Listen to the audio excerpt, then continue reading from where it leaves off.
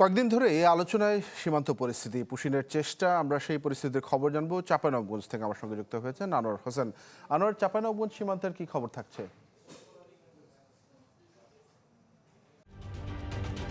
ঢালাইয়ের দৃঢ়তা, নির্মাণে নিশ্চয়তা, প্রিমিয়ার সিমেন্ট, ঢালাইয়ের রাজা। হ্যাঁ তানভীর, গত কয়েক সপ্তাহ ধরে চাপানবাবগঞ্জ সহ দেশের বিভিন্ন সীমান্তে এখন একটাই আলোচনা পুশিন। সীমান্তের উপর থেকে বাংলা ভাষাভাষী মানুষদের বাংলাদেশি তকমা দিয়ে জোরপূর্বক বাংলাদেশে ঠেলে পাঠানো, অপতৎপরতা, বিজিবির প্রতিরোধ এবং সীমান্ত জুড়ে বাড়তি সতর্কতা, যা নিয়ে সীমান্তবর্তী জনপদগুলোতে তৈরি হয়েছে উদ্বেগ উৎকণ্ঠা। তবে সবশেষ 4 জন বাঙ্গাবাড়ি সীমান্তে 28 জনকে বাংলাদেশে পুষণের চেষ্টা প্রতিহত করার পর নতুন করে আর কোনো পুষণের ঘটনা চাপানবাবগঞ্জে ঘটেনি।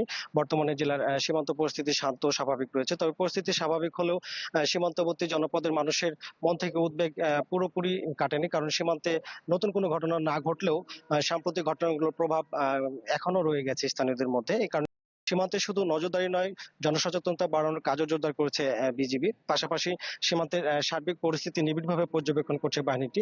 তো বিজিবি জানিয়েছে যে জেলার বিভিন্ন সীমান্ত পয়েন্টে নিয়মিত টহল, নজরদারি এবং গোয়েন্দা তৎপরতা আগের চেয়ে আরো বাড়ানো হয়েছে। সম্ভাব্য যে কোনো পরিস্থিতি মোকাবেলায় অতিরিক্ত জনবলও প্রস্তুত রাখা হয়েছে। তো স্থানীয়দের দাবি যে শুধু পুশিন নয়, সীমান্ত হত্যা, অবৈধ অনুপ্রবেশ এবং সীমান্তে মানবিক সংকটের বিষয়গুলো দুই দেশের উচ্চ পর্যায়ের আলোচনায় গুরুত্বের সঙ্গে তুলে ধরা প্রয়োজন। বিশেষ করে বিজিবি ও বিএসএফ এর মহাপরিচালক পর্যায়ের বৈঠক কিংবা সরকার টু সরকার আলোচনায় এসব বিষয় কার্যকরভাবে সমাধানের উদ্যোগ দেখতে চান তারা। তারা বলছেন যে অতীতে একাধিকবার বাংলা ভাষাভাষী মানুষদের বাংলাদেশের পরিচয় সীমান্তের দিকে ঠেলে দেওয়ার অভিযোগ উঠেছে। যদিও প্রতিবারই বিজিবি কঠোর অবস্থান নিয়ে যাচাই বাছাই ছাড়া কাউকে দেশে প্রবেশ করতে দেয়নি এবং পুশিনের চেষ্টা প্রতিহত করেছে।